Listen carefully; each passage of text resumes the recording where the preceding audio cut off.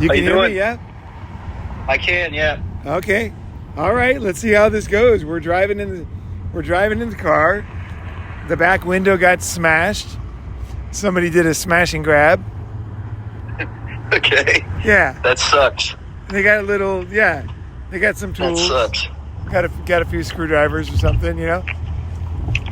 Fuckers. Little Merry Christmas action there.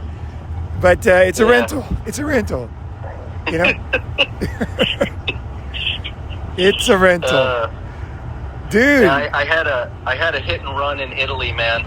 Oh geez, hit and run. The guy was gone in 3 seconds.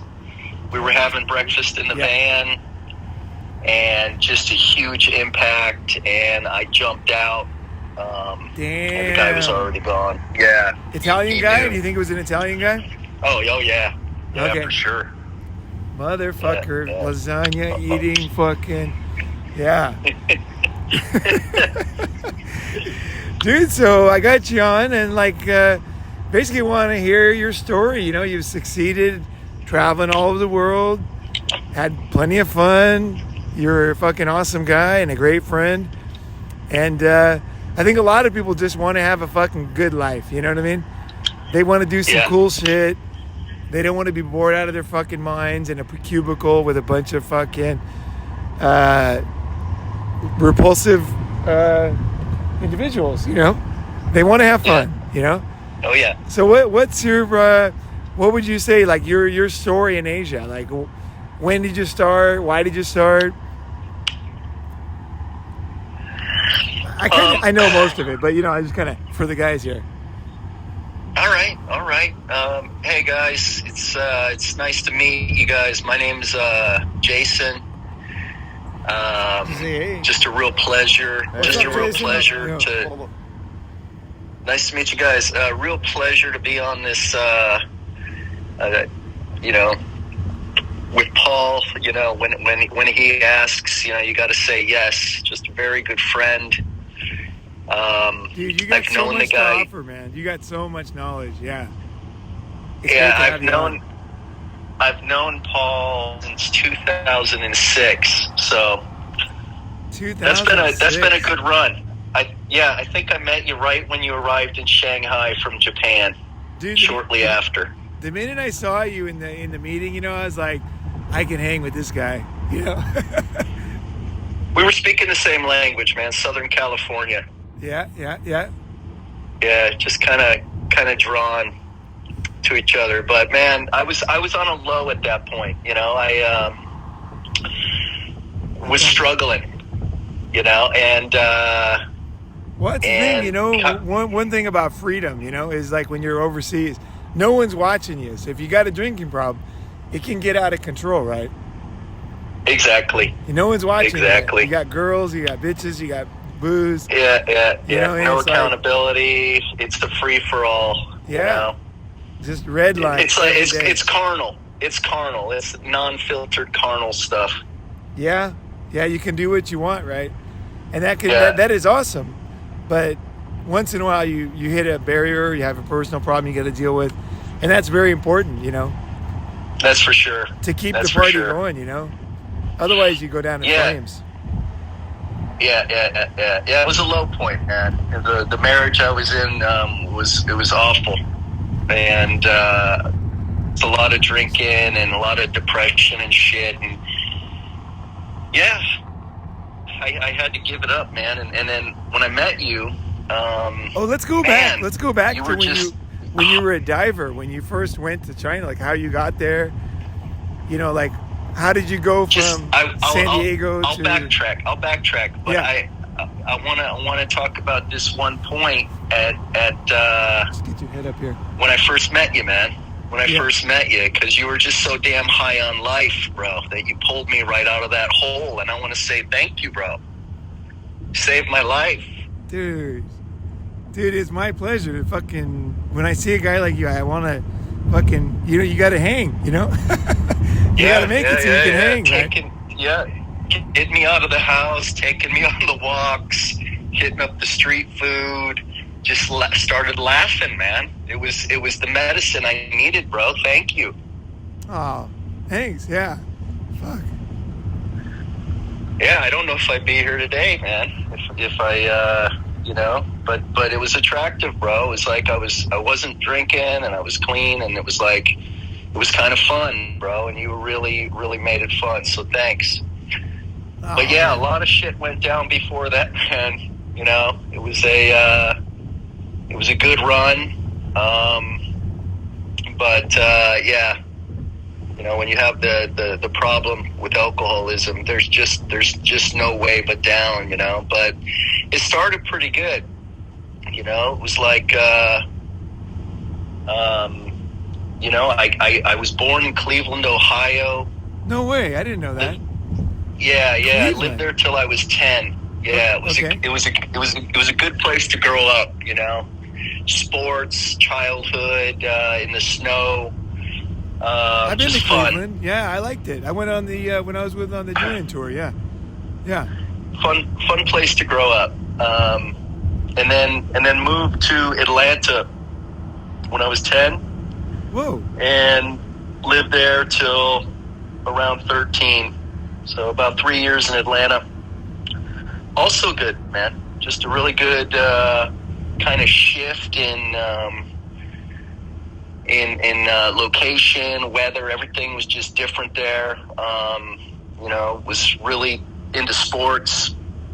In Cleveland, I was wrestling, playing football. In Atlanta, I played football. Our team actually won the national championship in 1984. Wow.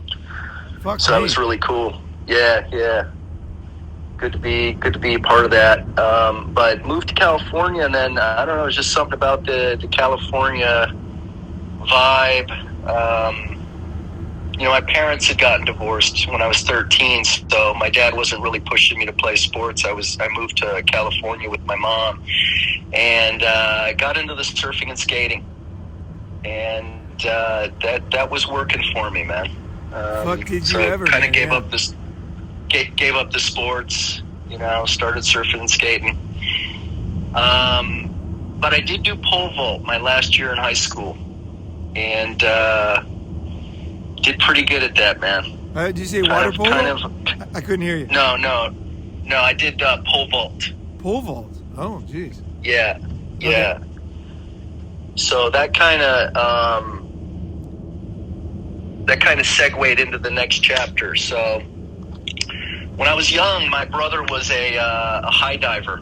High diver. Doing diving shows at like SeaWorld, traveling around the world doing that. And right when I was finishing high school, a guy that he used to work with invented this bungee jumping tower in 1992. Whoa, that was early for that. Yeah. The first bungee jump was in 1988. So it hadn't really caught on or spread yet. It was just kind of a new thing that people were hearing about. Yeah. So my brother's friend, who was doing these diving shows, which were like comedy shows and stunts and stuff like that, decided to turn a diving show into a bungee show. Okay. That's pretty smart. So It was. I was just finishing high school, and he offered me a job, man. Do you want to come and do bungee jumping? We're going to Canada in a couple weeks. Would you like to come? And hell yes.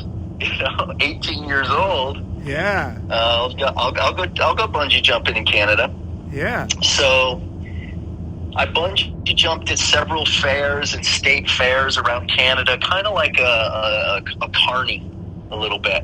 Okay, we like put a carny, the tower right? up. So you're very mobile. You don't have any stable anything, making good money. No, really good money. I don't know. It was really good for that age. But I got to do that around Canada and the United States for about a year, and then my boss offered me to go to Taiwan to do the bungee jumping. Wow. Yeah. How high was the thing you were jumping off? Like, was it like you were doing tricks and catching shit and stuff like that? Like animals, what was kind of going on? It was acrobatic bungee jumping. Okay. So it was, we were inventing new things every day. You guys basically invented like extreme sports stuff that they do now, right? It was right there, yeah, because we actually went to the first X Games, my company and our bungee tower, and my boss set it up. So like the first X Games and second X Games, our company pretty much started the bungee jumping there. They didn't keep it the third year because I think it was just too slow. It wasn't, because you got to wait for the guy to come down. So they got rid of it. But yeah, it was right around that time, man. Right when everything was taking off. Yeah. Damn. What a cool time to be in the middle of something like that. That is amazing. Yeah, that is fucking cool, dude. It was cool. But it got me to Asia, which was the big thing. So when I was going to Asia, I just decided before I left that I was going to do something there that I would be able to take with me when I left. So I decided to learn Chinese. Okay. And I got on the plane to go to Taiwan, and I was never really into Asian chicks before, man. I didn't even really look at them. They were kind of nerdy. Right.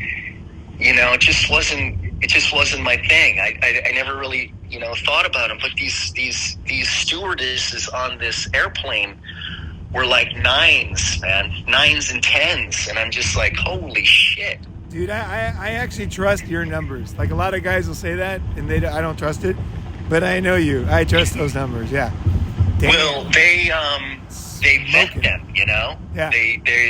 They're like models, and if they gain a little weight, they get fired. They can only They only keep the best. That's the pretty ones. Yeah. I know. Wants to Asia. take an airplane with somebody. You know what I mean? Yeah. Yeah, they didn't have groups to fight against that, I guess. But Philippine Airlines is still like that, as far as I know. Last like time I took it, unions. I think most of the Asian ones are, man. Yeah. Yeah, they don't have the whole union thing there.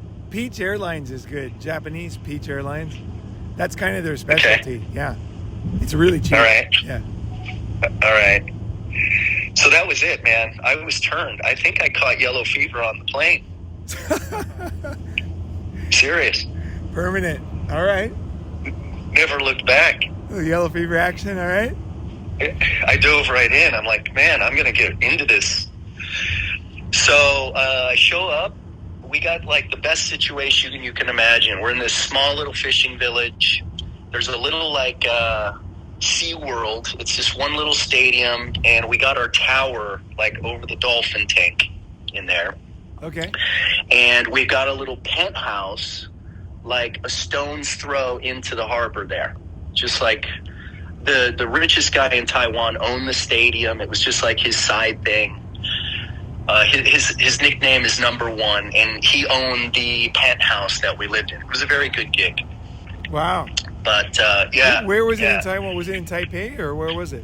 It was outside of Taipei, and it was in the biggest harbor area called Keelung, and just outside of there in a little fishing village just north of Keelung. It was called Yaleo.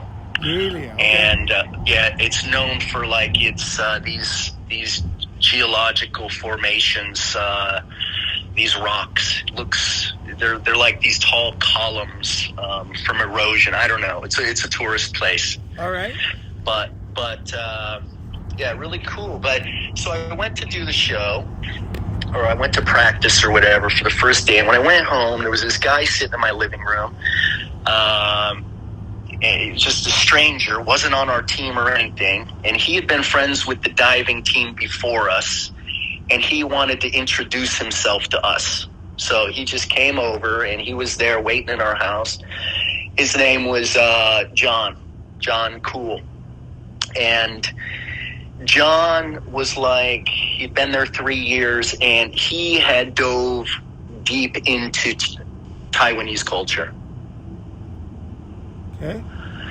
So, like, I kind of like said, "Hey, man, I'm into this.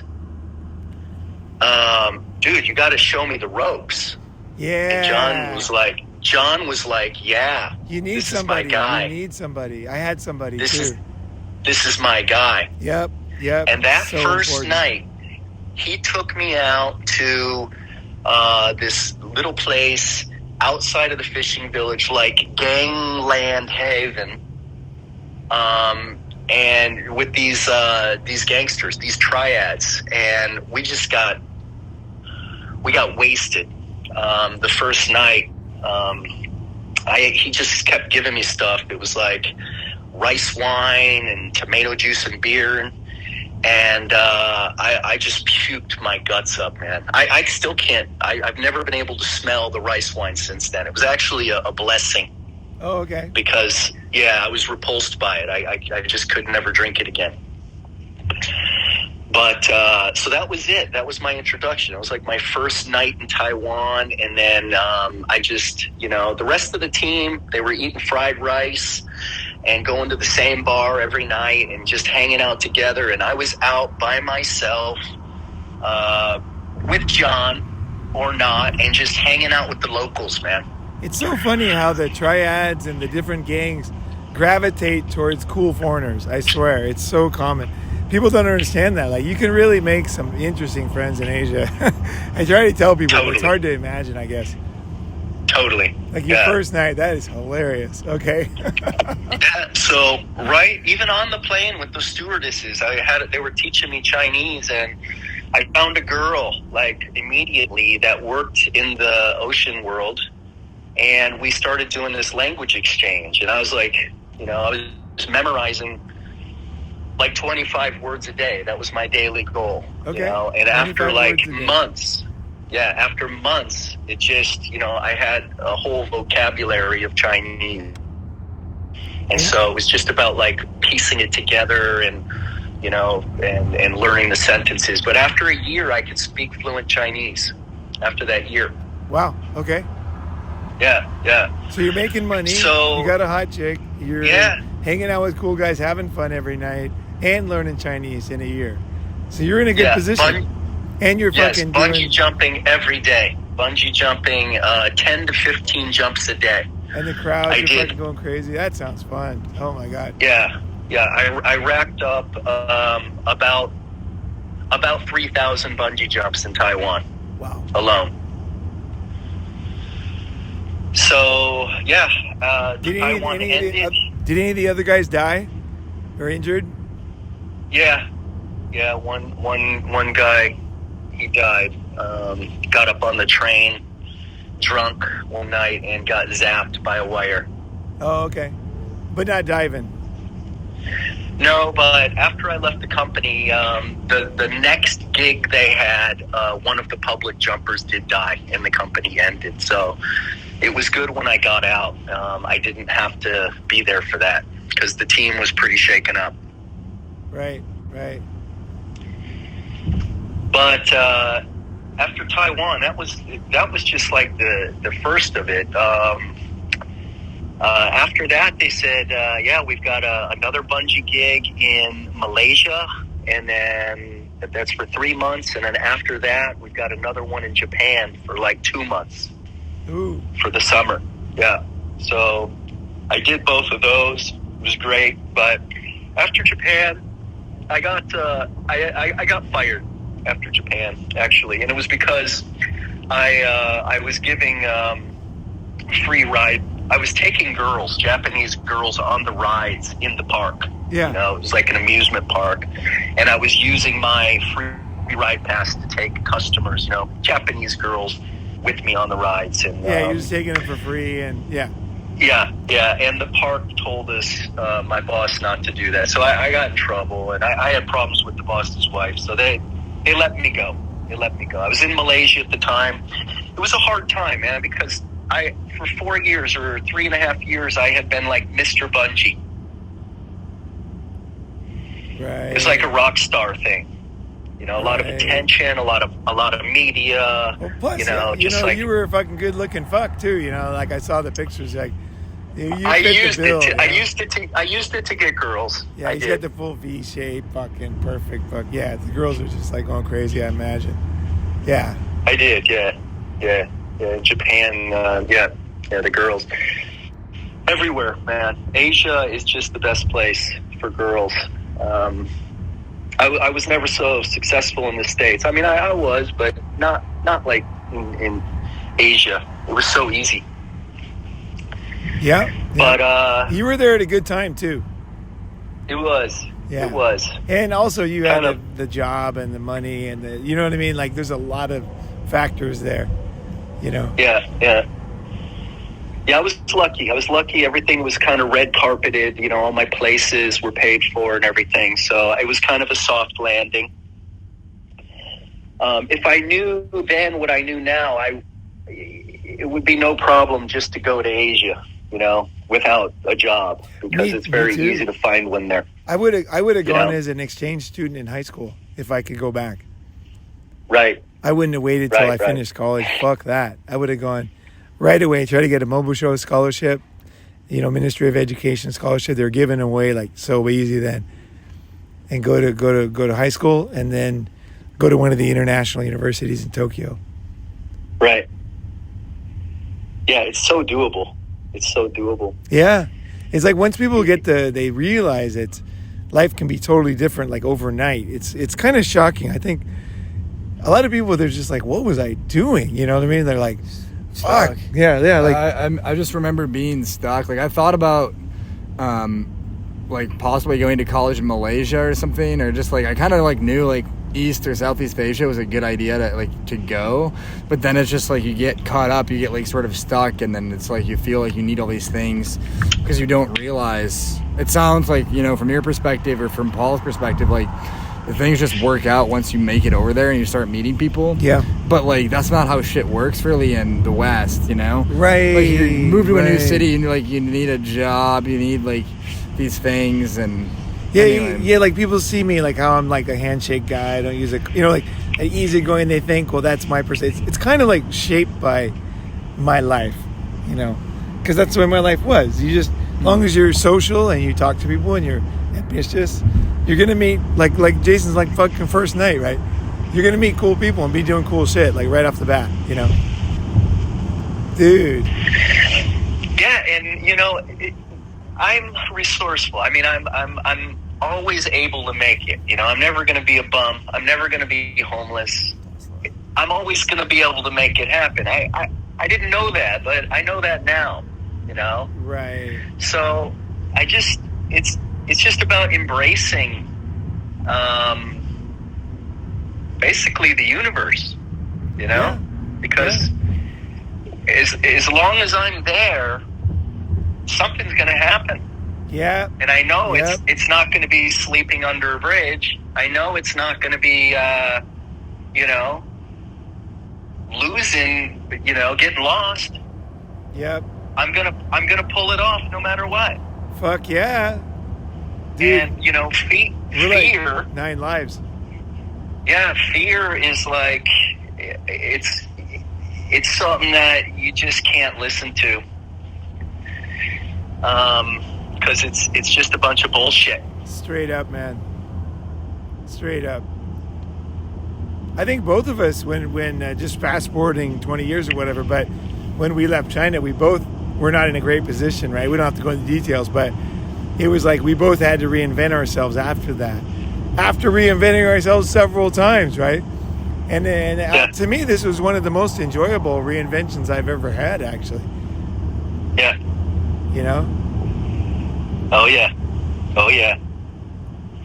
And just embracing the turning points, man. The turning points, you know, the loss of my job. It was a turning point. I was scared. I was in Asia. I didn't have a job anymore. Yeah. I didn't even really have an identity. I was a bungee jumper, and now what the fuck am I? You know? Right. Yeah. I had a depression, man. But I had some money, and I was in Malaysia, and I'm like, I'm gonna travel. You know, that's it. So I went for it. You know, I went to the Philippines, stayed there for like 4 months, saw like 25 islands, fucked my first whore. You know, a lot of firsts going on. You know, I was young. I was like 19. I was like 20. Wow. Yeah. And what's that? I was gonna say, like, that is so instructive for young guys because they always think, well, when I'm older, I'll go to Asia. I say, fucking just go. Yeah, for anybody who's listening, that's probably my biggest regret so far. Like, if I could have been there when I was fucking 18, or what you're talking about, high school exchange, like, that, yeah. Get there early. Get there as fast as you can. Yep. Figure it out early. Figure out your place, you know. Save your money. Learn your, like, what was the word? You're resourceful, right? And, learn that you're resourceful. Because I think you have to learn that you're resourceful. That's a big lesson because you can learn that you can read a book about some guy who was resourceful, right? And you're like, oh, he was so, you know what I mean? But you think, well, it was me, you know, what would I do? You know, but when you actually are forced to do it, it's amazing how you transform as a man, you know? Because then you're like, okay, wherever I get thrown, I'm going to figure it out. It's going to be fine. Yeah. Oh, yeah. Yeah, just traveling alone. In the Philippines, and then for 4 months, and then going to Thailand for like 3 or 4 months, and hiking into Burma and staying, you know, two weeks with the refugees on the border during the war with the students and the government there, and living with them, and you know, just all of this stuff. It really built my confidence to be self-sufficient and be able to, you know, do and go anywhere. Yep. Yeah, totally, right? Yeah. Yeah, and I was alone, man. You know, it was all me. You know, it wasn't all good, but it was all experience. What's your takeaways as far as like surviving? Like, I know you started teaching English and you had to school at some point. Was that for a visa, or was that for money? Was that because it was just handed to you and just did it? How would you trace back your career now? You mean when did I first start teaching? How did I get into that? Kind of like, how do you see it? Like, when you look back, like for example, I started teaching English, but the reason wasn't to get a job. It was because I needed a visa. You know what I mean? I couldn't get a visa in Japan, and I couldn't stay. So I was like, okay, I got to get a job teaching English. Otherwise, I can't stay, you know. So I really didn't care about teaching English in the beginning. Like, it's funny how when you're an expat, like how things, they turn out, but they started another way, right? How do you see your journey, like career-wise, to where you are now? Like, so guys could say, oh, okay, this is, you know, here's a path, you know. Okay, well, as I said, I didn't have a job anymore. I was in Asia. I was alone, and the team had left, and so I went back to Taiwan when I needed money. You know, I was running out of cash. So, you know, people in Asia, like you said, you start teaching. You know, that's it. So I lucked out. I got a very good first teaching gig right in the middle of Taiwan, in the middle of the mountains, with like no other foreigners. Okay. You know, yeah, it was a small town, and it was really good for my Chinese, and it was hard for them to get foreigners there, and I made really good money. So, and my boss was a very hard ass, like super strict. He was a teacher too, and I couldn't really joke around or play around. I had to test the kids. You know, he's like, man, if you keep joking with the kids, I'm going to fire you. All right? Wow. You want to keep this job, you're going to teach them. You're going to, you know, test them. You're going to give them homework. You're going to be serious about this. So he kind of molded me and shaped me into a real teacher, even though I had never had any experience. So I worked in this place for over a year, and I saved good money. I made almost more than all of my other teacher friends, and you know, it was a big like gangster haven because it was in the middle of Taiwan. There was like not a lot of cops, I guess. So I was out partying at a bar one night, and I was talking to a girl, and she's like, "You better not talk to me." And I'm like, "What do you mean?" And she's like, "Well, my boyfriend's not going to like it." And I'm like, "But you work here. I can't just like talk to you." And she's like, "Well, not too much." I was drunk. It was my birthday or whatever. And I'm just like, well, what's the worst that could happen? I talked to the girl.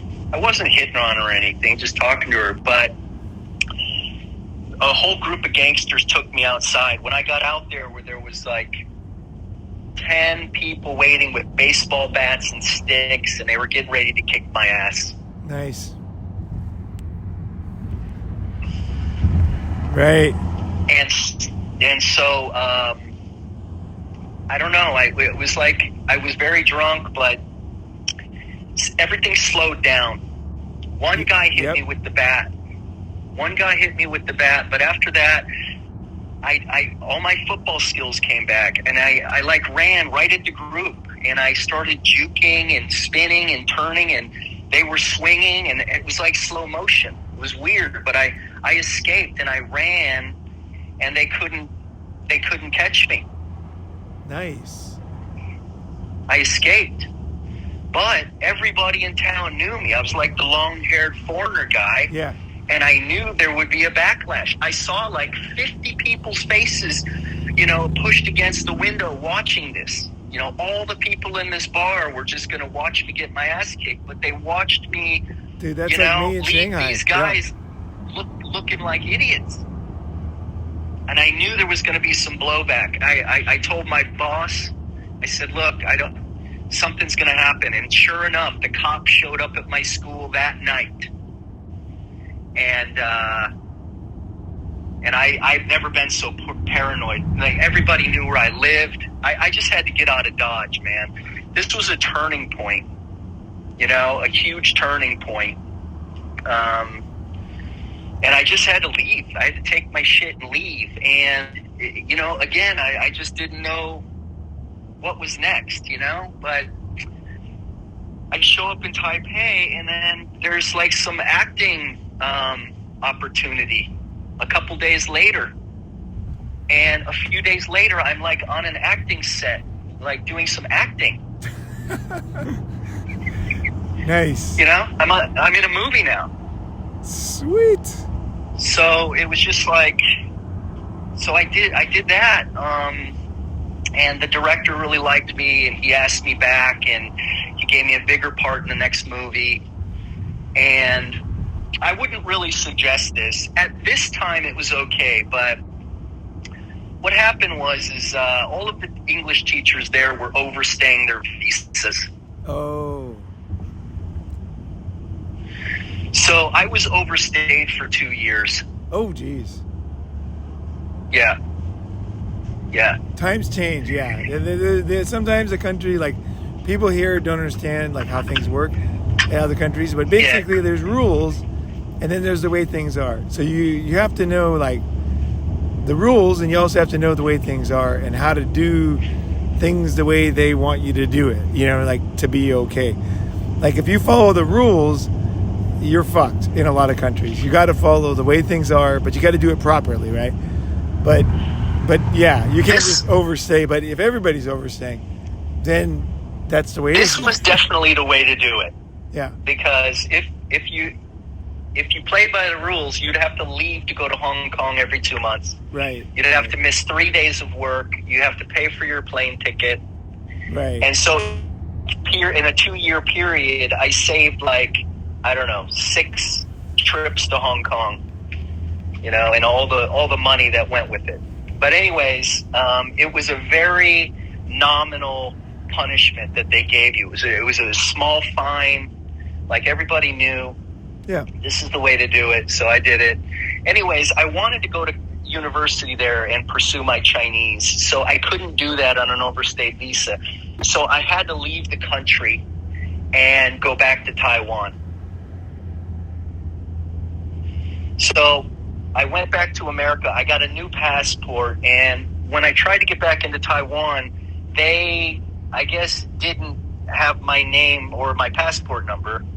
So I was able to get right back in the country like a week or two later. Sweet. I enrolled in university. Hey, you know, Jason, one thing my friend did, he had to get back into Japan, and he couldn't, right? He wasn't a criminal, but he just, one of these stories like you're saying. And so he became Muslim. And when you become Muslim, they change your name, right? And then when they change your name, they have to put your old name in your passport unless it's religion. Then they don't put your old name. So he's really clever. He became Muslim and came back in with the new passport. That's it. That's how it was. And they didn't have like great computer systems then, man. It's a different deal now. Like I'm saying, I wouldn't suggest it now. This is the time and a place. Yeah, you know, by the way, I don't know if the guy was half serious or if he was like kind of Muslim anyway. I don't know, but anyway, he did it and it worked. He used to work out of my gym. That's funny. That is hilarious. Dude, new passport. Yeah. All right. So I started teaching at university and studying at school. Yep. I basically blew all the money that I had saved to, get into school there. And then my girlfriend from the original place where I lived in the middle of Taiwan, she invited me to go to the Philippines with her. Okay. I'm like, I don't have any money. She's like, I'll pay for everything. So, we did like first class trip there. She gave me a big stack of money. I was just like paying for everything, good meals, just living it up for like 10 days. I think it was like Chinese New Year break or something. That's so Asian. So she gives you the money so you can pay in front of everybody. Yeah. Yeah. Save face, and baby. we were going big. That's the way it was it a is. big trip. Yeah. That's a good tip. And on the way back, I had, I don't know, like 5 martinis on the plane. I was pretty loopy. And when I got to the customs, they said, sir, can you please step over here? And I said, Autumn, I have to go over here and I don't have any money. So she gave me like $200. That's all I had. I had like my sandals, like 2 pairs of shorts, like 2 t-shirts. That's all I brought to the Philippines. Okay. And she sticks $200 in my hand. Okay. The guy said, you'll see her later, don't worry. They bring me in a back room and they say like, you're not going to see your girlfriend later. Oh my gosh. You're not going to get back into Taiwan. Ooh. We got you. I was trying to lie my way out of it, but I was drunk. It wasn't working. So finally, I just had to say, "You're right." They caught the visa thing, basically, right? The overstay. The second time. Yeah. Yeah, when I went back in. And you were drunk. Yeah. And I was drunk. So that was it. I had a full apartment. I had my motorcycle. I had 6 months paid tuition. I had all my stuff, everything I owned in the world, in the country, and I wasn't allowed to go get it. Damn. I had $200 in my pocket. Let me stop you real quick. These type of stories, I could tell so many. This shit happens. Like, you're gonna be traveling. You're gonna like serious. Like your apartment, your motorcycle, everything gone. Your girlfriend. You know what I mean? Like your job. Like now you're like stateless. And you can't even go back and see your friends. Like this shit happens when you really travel. You gotta know that other guys have gone through it. It's gonna be okay. You're gonna figure something out. You fucking go to the next country, right? It happens, even if it's not your fault.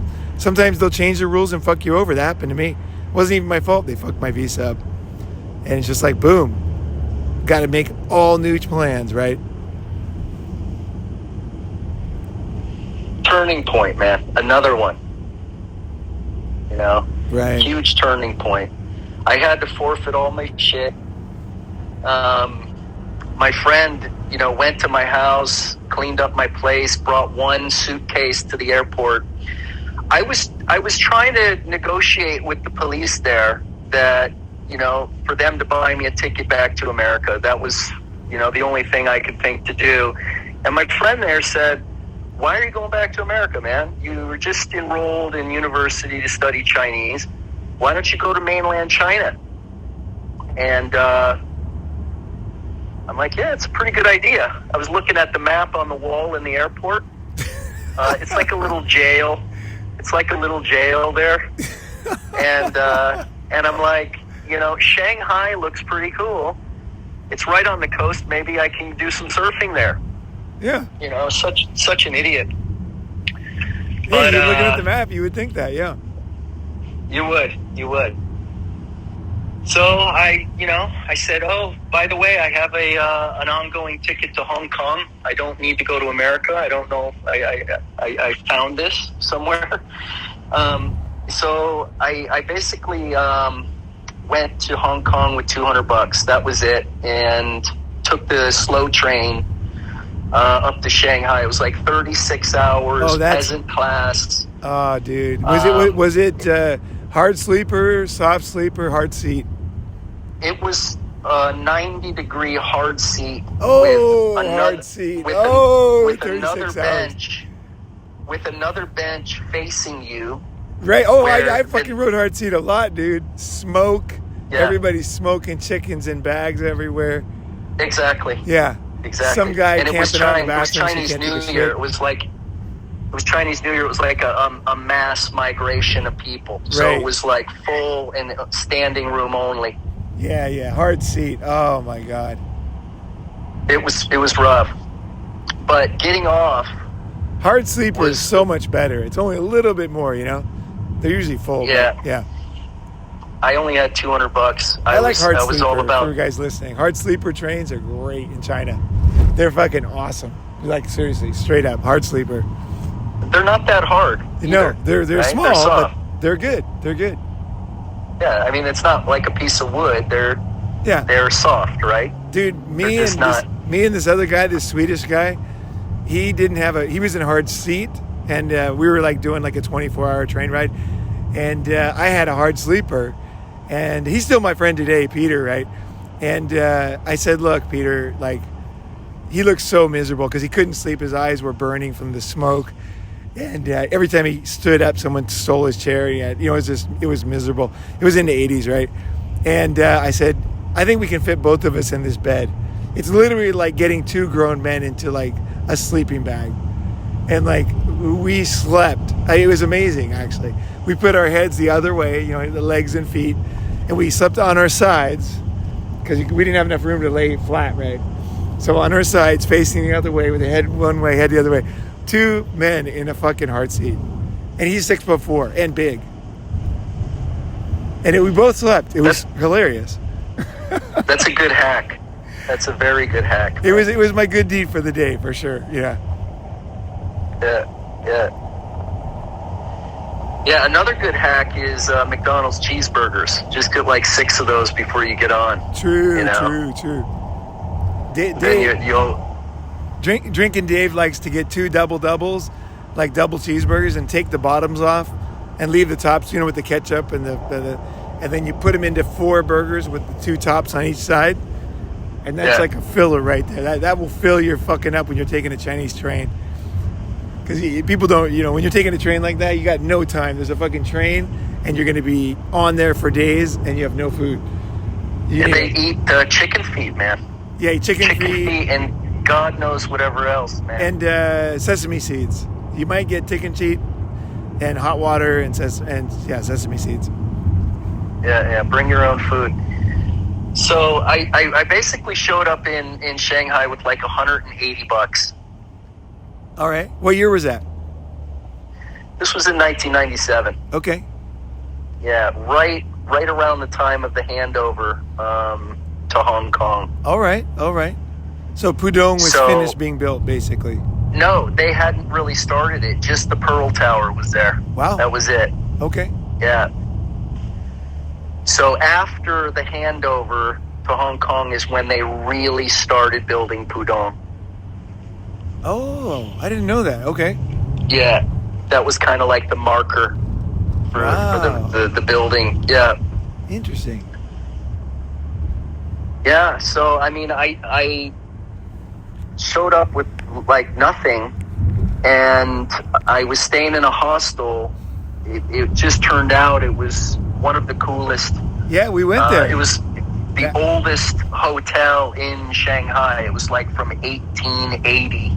That place is amazing. The Astor Hotel. The old Astor Hotel, yeah, and it was like the coolest dorm ever. And it was like, I don't know, $4 a night. Rooms now are like 400, 500, 1,200, 15, 2,000, who knows. It's the most beautiful hotel, you guys. It's like how much was your bed in there?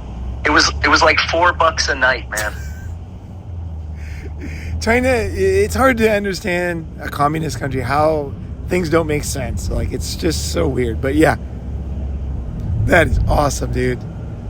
Astor Hotel. That's where Albert Einstein and fucking Ulysses S. Grant and all those motherfuckers. Yeah, exactly. Stayed. Yeah.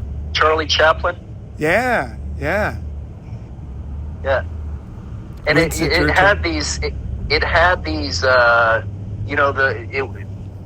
life was still there. I mean, it was all original when I was there. They hadn't renovated it or anything. Wow. So it was extra classic at that time. But so yeah, I was on the Bund, the best location in Shanghai. Absolutely. Dude, I was so happy to be there. I couldn't even tell you. It was the best change from I was in jail a couple days before, and then I'm on this train, and all of a sudden I'm standing in front of one of the most amazing sights I've ever seen in my life. I was so happy that I chose Shanghai. You're one of the most amazing sights anyone's seen. It's one of the classic waterfronts. I mean, it is absolutely astounding, that place. I was 10 years there. I never got tired of it. It's so beautiful. It's amazing. Yeah. Mind-blowing. People don't know that about China. That Shanghai, fuck. That is a city, man. It really is. And, so with the cheap rent, I was able to kind of try to figure something out. And the second biggest exhibition for import-export, trade exhibition was happening in Shanghai like a couple days after I arrived. And so this African dude just said, "Hey, man, do you want a suit?" And he gave me a suit, and he went to Korea. He didn't need the suit, so I had a suit. And I'm just like, man, I'm going to go and see if I can do something with the import and export. So I put the suit on. I went and got some business cards made. I fabricated this company called Amigo Enterprises, import-export firm. Jason Costanzo trade agent, and I just showed up there, and I pretty much picked all of the pamphlets from every single type of item China made at the time. So I had literally thousands of, business cards and pamphlets, and at some point throughout the fair, I went 2 or 3 days, somebody had slipped me a sample of bamboo flooring. Okay. So out of all the stuff I was going through, this bamboo flooring really jumped out at me because I had never seen it before. Dude, bamboo and it was flooring beautiful. Is badass, man. It's lightweight, and it's strong, it's beautiful. It wasn't even a thing at the time. Nobody knew about it. Wow. And I'm like, this is it. So, it was like this little 6-inch sample. I had one card from the bamboo guys. I went out to the factory. That's smart. Started researching my ass off about all of the specifications and science behind it. where it comes from. I just got onto the internet for the first time in my life to try to, I just learned it to try to sell this bamboo stuff. So I was like in this internet cafe, basically spending all my money on the internet time. Yeah. And that ran out real fast. My mom, gave me $1,000 or something. And so I had a bit of room to pursue this. So I, started sending, not at this time, no. So talk as loud as you can. Yeah. Okay. The second biggest, or the first biggest exhibition was happening. And this was after maybe 3 or 4 months of being into the bamboo stuff. Was in Guangzhou. So I think I had about $200 or something, $100, $150. Went to Guangzhou, met all of the bamboo flooring guys in China. So now instead of having one contact, I've got like 30. Wow. Yeah. I gave them all my address in Shanghai of the hotel. And then my last night before I was coming back. They all sent To samples? Shanghai. Yeah, they did. The last night before I came back to Shanghai, I was in the hostel. And actually, when I was on my way, I saw it was raining. And I saw this guy outside the bus on a bike, covered in mud, in the middle of this torrential downpour with like a huge pack on the back of his bike. And when I got to the hostel, I was sitting there having a beer, and this guy walked in, just soaking wet, covered in mud, goes up to the reception, and I'm like, dude, I got to talk to this guy. So this guy says like, yeah, I'm going to go get cleaned up. I'll meet you back down here in like half an hour or something. We'll have some beers. I'm like, okay. So the guy comes, and he's like, yeah, I've been to like 11 countries and living on next to nothing. And I'm like, man, I've got like $150. And he's like, wow, man, that'll go very far in rural China. When you get down to 200 RMB, which is like $30, just get a bike and ride out into the countryside in China, and you'll be able to live for a long time on $35. That's pretty smart, actually, yeah. Get out of the city, yeah.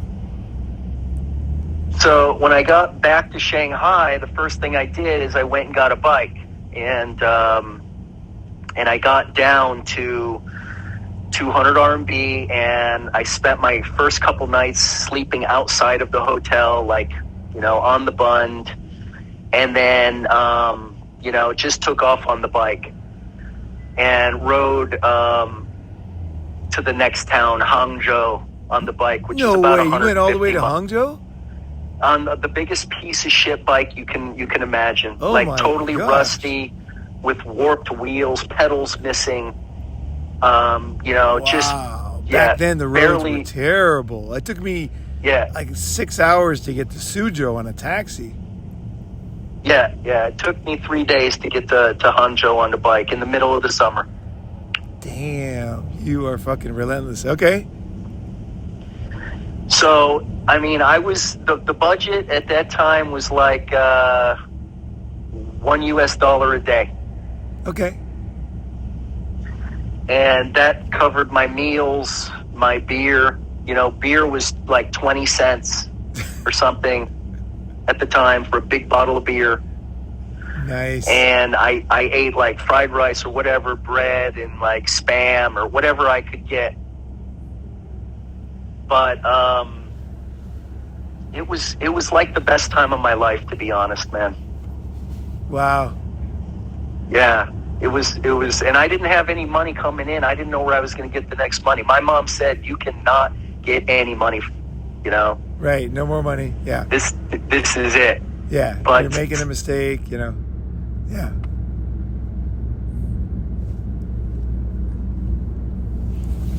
Hello? Oh, shit. For some way or another, I just trusted him. Say again, Jason. We lost you for like 20 seconds. Who is this guy that you trusted?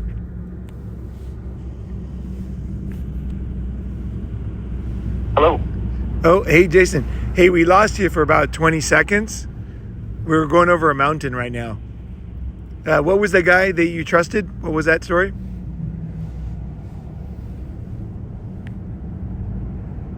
Yeah. Can you hear me? Yeah.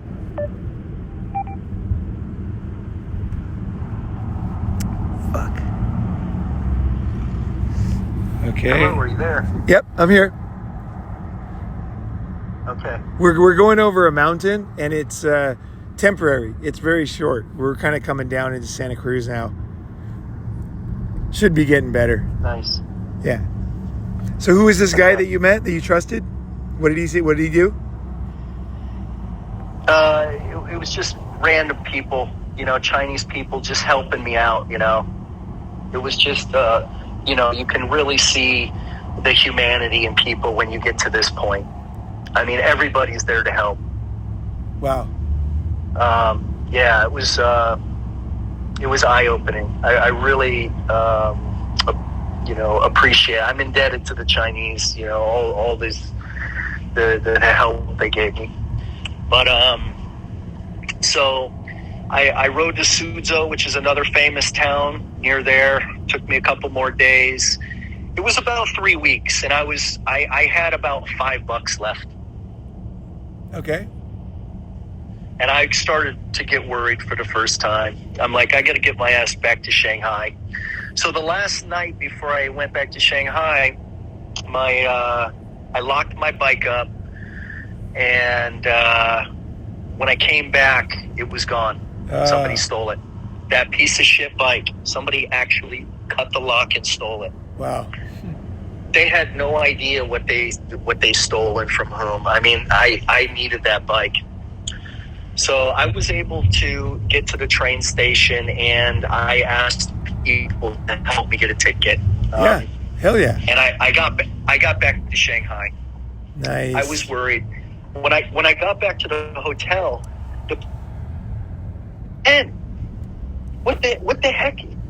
You, every single day since you left, there's been these boxes coming. Look, and behind the reception, there was like a pyramid stacked of boxes that the company said bamboo flooring. Yeah. And the lady at the reception, she gave me an envelope, and it was my mom's writing. And I opened it up, and she said, "Okay, Jason, this is your last $1,000. Okay, don't ask me for any more money. Here's a credit card. You have $1,000 limit." And I basically was running around the lobby, jumping for joy, like hugging strangers. I mean, I was. She really saved my ass.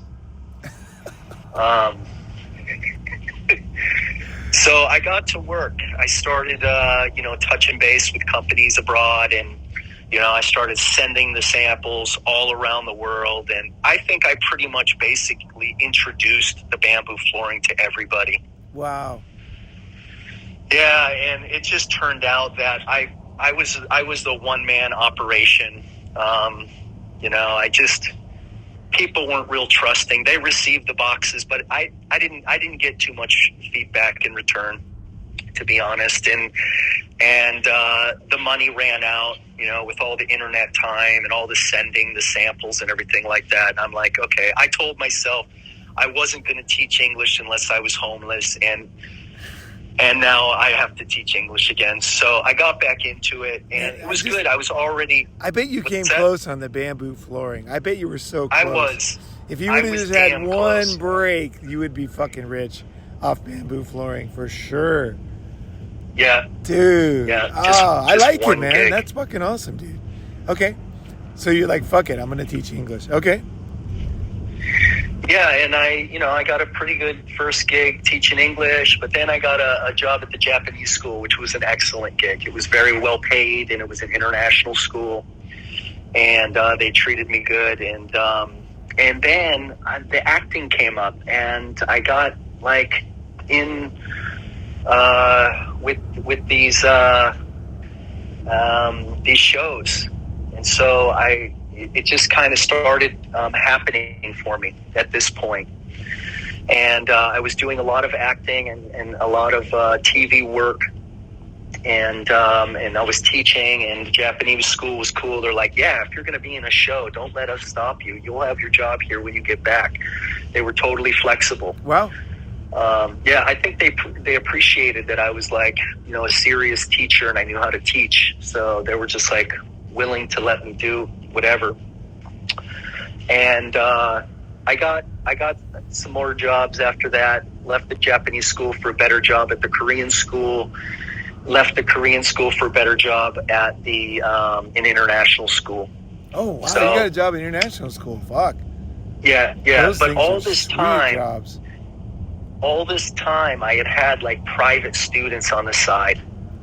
Of course. So I had built like a full schedule of private students in the evening, and I was teaching at school during the day. Okay. And then I had met the woman who became my wife. We had bought a house, and it hadn't been renovated yet. And was that the first one that I went to? Was that one, or was it before that? That was the first one. Where we did the first house weekend I bought. event there. Yeah. Yeah. That was yeah, fucking when my hilarious. ex turned off the power Yeah. on me because she was pissed. I was having a pissed that we party, were having remember? Too much fun. Yeah. Yeah. Yeah. She called it Turned out the party. power. Yeah. Just before they closed. I should have left. Night. I should have left right then. Huge red flag. But anyways, that was weird. Yeah. Yeah. So I talked to all my privates. I'm like, look, I'm going to have a summer program. I designed my son's bedroom into a classroom before all of his furniture showed up, and I rented a van, and I just brought all the students to my house, and that was it. It was like the start of my school. It was like a very big turnout. Cash business, fucking money. Yeah. Yeah, and like right after the summer, I rented an apartment like right where all the students live, right in the center, and it was no looking back. I was one of the first schools in the area, and it was just like, it was pumping. Wow. Yeah, hired teachers and outgrew the space very fast. Opened a second location. Started a kindergarten during the day. So I had 2 locations with English training in the evenings and a kindergarten during the day. All was going very well, man. All was going very well.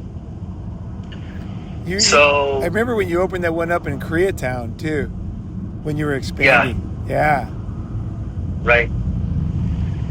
Yeah, and it was like, I don't know. It was I was pretty serious into the alcohol at the time. I was like it was a big part of my life. So I was working all day. I was doing good there, but I was going home and getting wasted by myself every day. Every day. It was just this habit.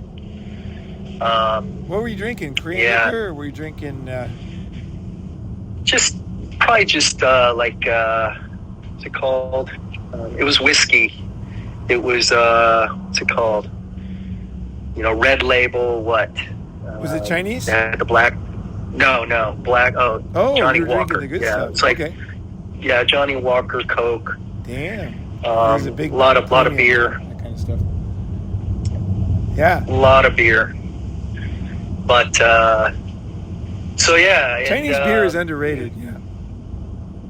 Well, Qingdao was German beer, man. It was the German brewery. Yep. They stole it. And so it's Chinese now. Yeah. Yeah. Qingdao is just good German beer, is what it is. Yeah. Dirt cheap. Yeah. But yeah. So just fast forward. I'll just fast forward through the whole relationship. It sucked. It was the wrong relationship for me. We were not compatible. She was like a, no experience, virgin. I had done so much. We pretty much just had nothing to talk about. I liked her because she was so innocent, but I don't know. I got roped into the relationship and the marriage and stuff. Yeah, but it's not a regret. I mean, you know, it just had to happen, I guess. But and it did kind of save me. You know, I think my alcoholism would have spiraled really out of control, and this kind of tamed me. You know, I was working, I had kids, I had to work, and you know, go through the you know, I had to be responsible somewhat to keep food in my family's mouth. So, you know, I think it did somewhat was a good thing. But yeah, so we got divorced. I lost the school. This was 3 years ago.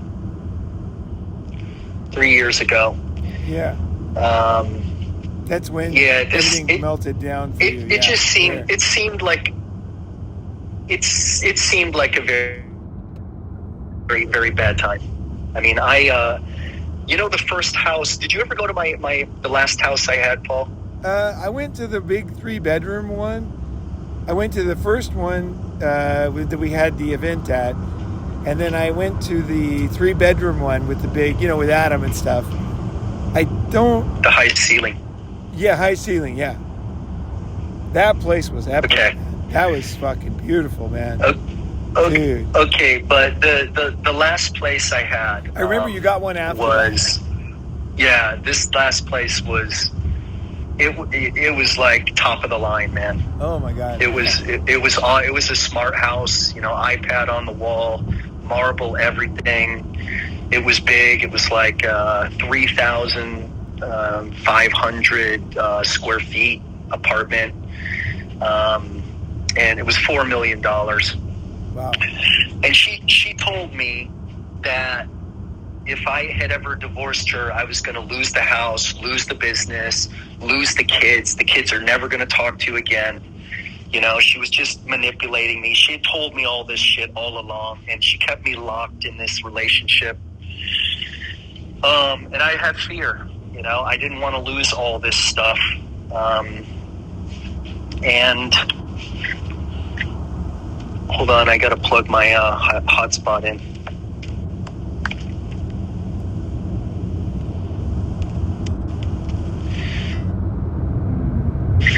So, I don't know. I talked to a lot of friends. I did a lot of soul searching. It was conclusive. I am not a right relationship, and I cannot waste any more of my life. I'm 49 years old. I was about 45 at the time. And I took the big leap of faith, man. You know? I you know, got everything arranged before I left, and then just left her. Yep. And the blowback was just what she said. It was just what she said. The first thing that happened is she sabotaged my business. And I had to close the school. Yeah. Yeah. She was like calling the cops and stuff, wasn't she? He's not supposed to teach she was. there, and yeah. Yeah, I had to close the school. So, yeah, the next thing was, you know, the house.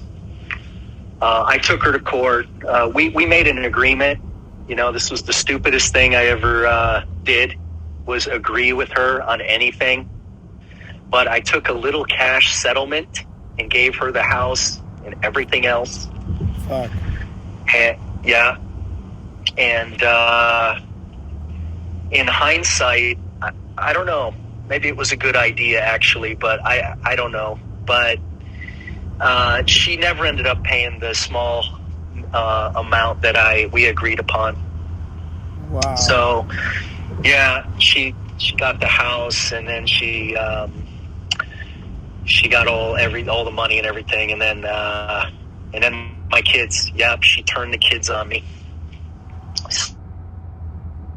So, yeah, I lost it all, bro. I really did. Yeah. Yeah, you were the best father. Now- too. You were a great father, dude. You are a great father.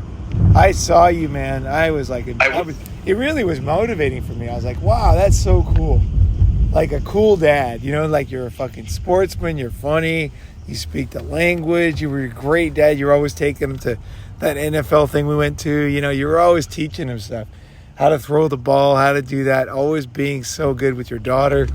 It was amazing. I was really impressed because a lot of guys are just not that personable or something with kids. You know what I mean? Like you really connect with people. I think it was fucking meaningful, very meaningful. It was cool to watch. We had a good relationship. You know, I did. I put in a good 20 years for that whole thing. You know.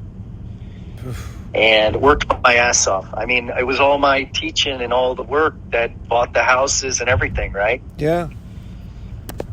So it seemed pretty bad at the time, especially when the kids blocked me. Yeah. And it was all hard and everything. But I managed to hold on to the students. And I started teaching them private, even though I couldn't have a brick and mortar school anymore. I was going to their houses and I was teaching the students privately. It's that building over there, the green one. Green roofs. Yeah. Right. So yeah, it's amazing that you kept your cool, you know, through this whole thing. And like you snaked the business through, right? That's fucking awesome. I was able to keep it going, kind of like on the down low, discreetly. Wow, and then left in there. Right here. Damn. So now you basically teach online, make good money, and you're living in Portugal now? That's it, man. That's how it all went down. Fucking surfing. Yeah. I left China because the COVID. It was right in 2020, right when COVID came out, and China was locked down. And I'm like, fuck this! I'm going to Thailand. That was a cool trip, man. It was a cool trip. That was the a last great time trip. I saw you. Yeah. Yeah. And again, you were trying to help somebody. You were helping your friend, you know, trying to get him off the drink. Exactly. You know? Now, it didn't work, but it was only. Yeah. No, it didn't. It was only supposed to be a 3-week trip, right? Yeah, you were going to go back. Yeah. Yeah. And then my friend invited me to go to Bali. Oh, okay. I'm like, okay. So we get to Bali, and then I hear the news. I'm there like 1 or 2 days, and then I hear like China is closing tomorrow. You have to come back now, and Bali closed like 2 days later. So you were locked into Bali. I was locked into Bali. Fuck. It was like you guys know Bali. Yeah, it's like absolutely epic place to be. So he's locked in there. Can't leave. They can't give him shit for the visa. He's making money, surfing every day. You met somebody in the water. Is that Kelly Slater? Oh, so Kelly Slater was locked. No way. And him and Kelly are surfing every day. That's crazy. Yeah, the goat. Yeah. Yeah, it was epic. It was hilarious. Wow. He's like the number one surfer in the Hey, world. Kelly's cool. You might want to park it the other way. Okay. Yeah. Let's in fact, hey Shawn, follow me. There's a better place to park. Oh, just same parking lot. Damn. So I mean, it's crazy. Like, you know, who could ever fucking think that you go from losing your family, losing a $4 million house, losing everything, and the next minute you're locked in, you're making, I don't want to say how much, but you're making good fucking cash. You're surfing every day, and you just happen to be surfing with the goat of surfing, who's also locked in during coronavirus. And then... Yeah. And your fucking Marley, life is good. You got a new girlfriend. I met my sweetheart, man. Yeah, you got a Brazilian. fucking sweetie pie. You're eating good. Fucking, you're laughing. You're making cash. You don't have to give anybody the money. Exactly. Exactly. Hey, Shawn, go to the Yeah, left.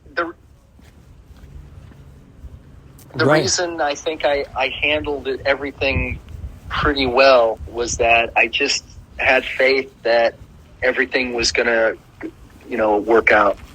Wow. That's And faith, man. I was able to keep my head through it all. I miss my kids sometimes, but that's okay. I should miss my kids. That's natural. And if I didn't, there would be a problem.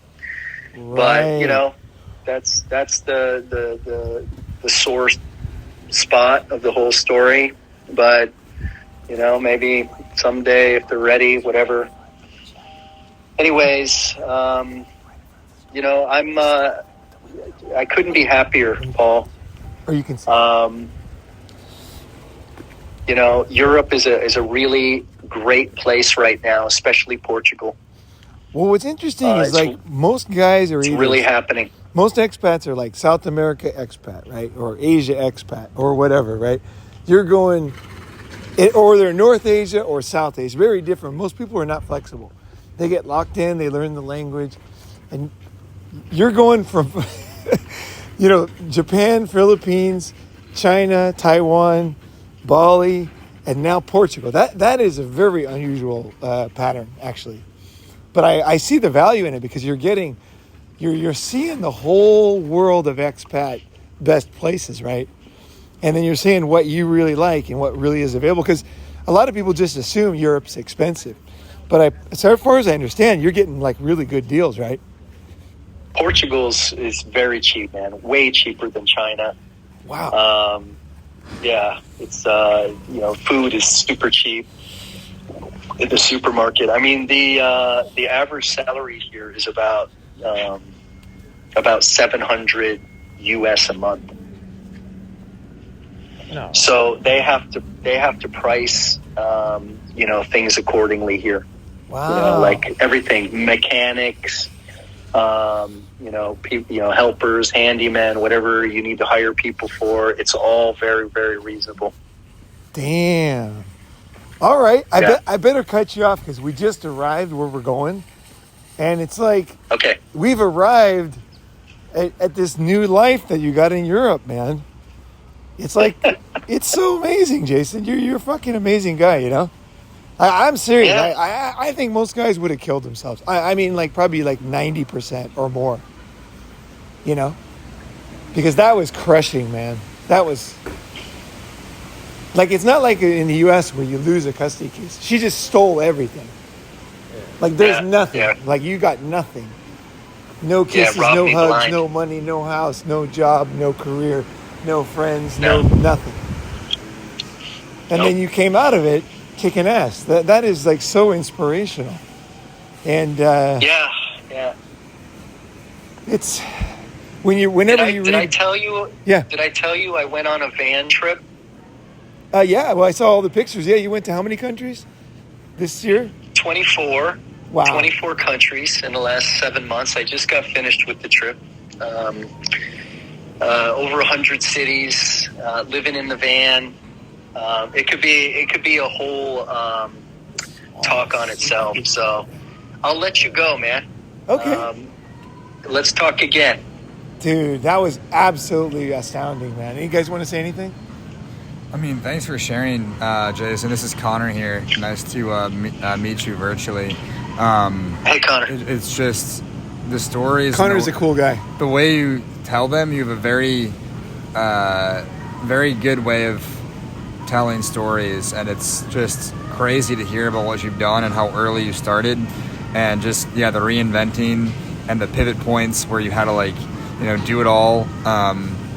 And it's just, thanks for sharing. It was awesome. I'll hook you guys up on Instagram and stuff, so you can. Yeah, for sure. Yeah. For sure. Hey, Jason. This is Shawn. Hey, Shawn. I just thought it was cool how you kept going. I mean, you were on a bike, like biking 3 days to a new city with nothing. That's cool, man. That's cool. You didn't just lay down in a pathetic puddle. Hell no. But yeah, Jason, Keep going, this man. is Mondo. Appreciate the story, man. That was amazing. The persistence is like, that's amazing. Yeah, you gotta post some pics. Send some pics that I can show the guys. They'll be like, "Holy shit!" Yeah. For sure. Check out the Facebook or the Instagram. I've got everything posted up there. Feel All right. free to share my right. contact, Paul. All right, you'll see them because they'll all be adding you at the same time. Yeah.